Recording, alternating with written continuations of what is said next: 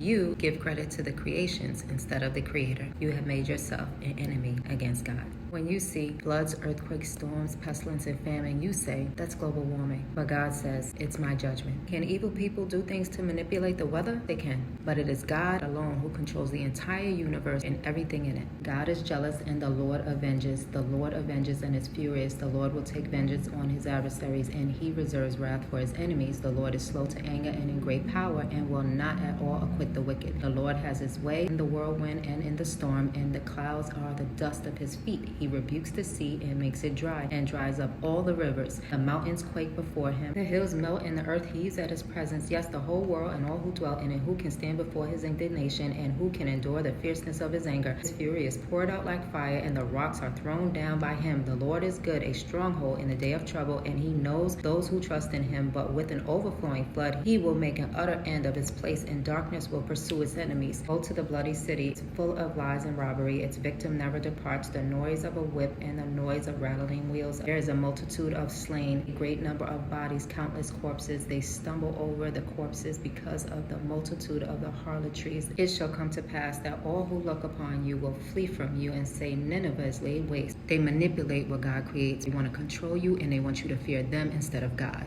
But no one will take credit for God's wrath, and no one will take credit for God's salvation.